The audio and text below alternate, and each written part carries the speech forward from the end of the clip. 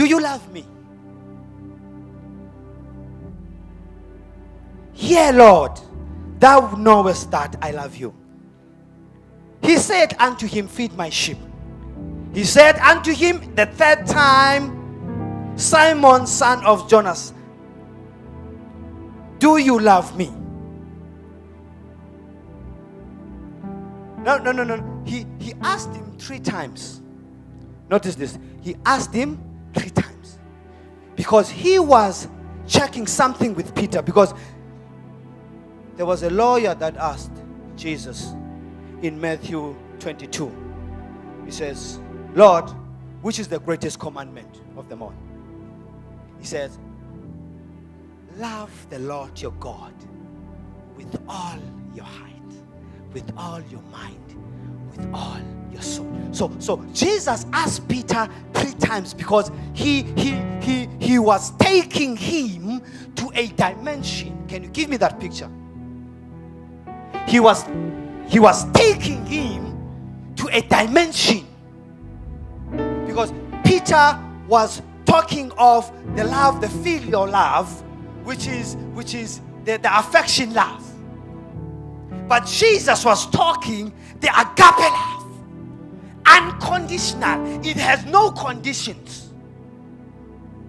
So Jesus asked him 3 times. He said, and on the 3rd time, Peter said, Lord, you knowest. And that's where he wanted him to be. Where you rely on God and draw love from love.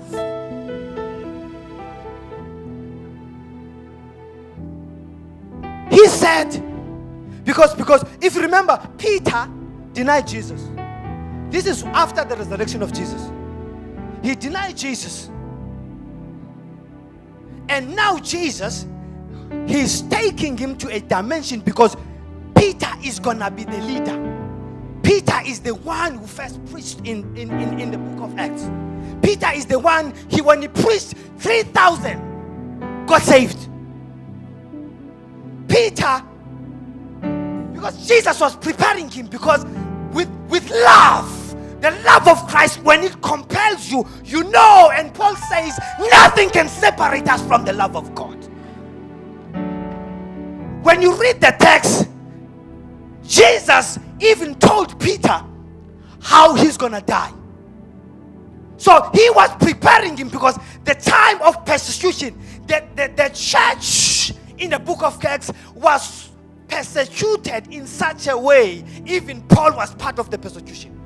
So Jesus, out of love, you are willing, you drawing from agape love, you're willing to die. The same love that Jesus was operating on. So he was preparing him because there is persecution. They had to hang him. His head was down. It was worse than the master. So the Lord had to prepare him. So he must draw his love. In the Holy of Holies, there was a tabernacle, an ark. Now in the ark, that's a typology of Christ, which is the type of Christ in you. They had the manna pot. Now in the manna pot, the manna, you remember, the manna is the bread that fell from heaven. Jesus says, I am the bread of life. I bring life where there is no life. I bring life until eternity. Where no. You'll understand that manna, they will just collect it and then it rottens. If they keep it for another day, they must collect it for that particular day, eat it and finish it.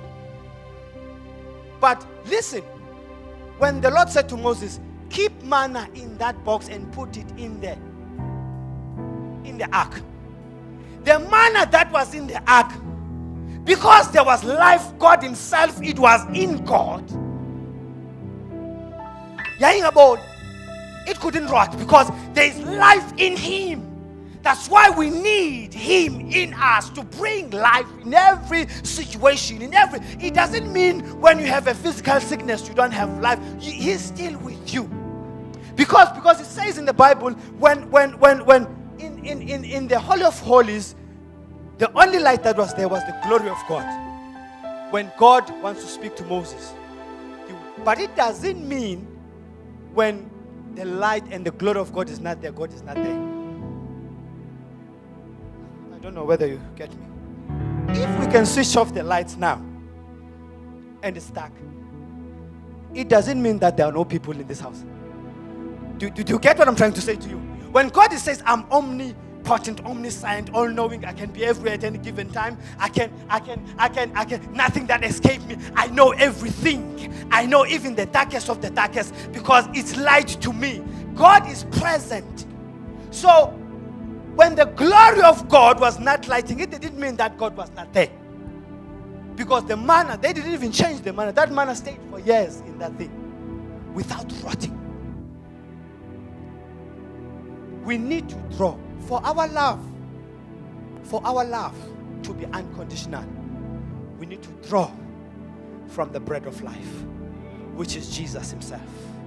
We need to connect with him and say, Lord, on my own, I would hate this brother, but because I'm drawing from you, I love him so dearly the way you love him. No. Let me quickly.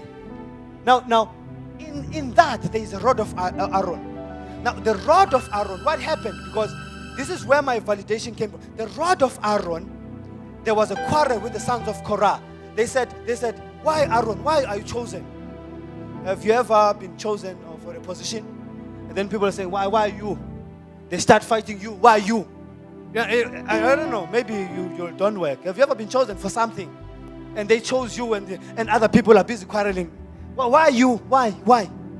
And the Lord said, bring every leader of the tribe. They must bring their rod. So they took the rod into the Holy of Holies. Now the rod of iron, because he was chosen, it started coming into life. Do you know what do they call it in English? Knobkiri or something? A stick. That thing has been dead. You've cut it off the tree. So it's dry. But when they put it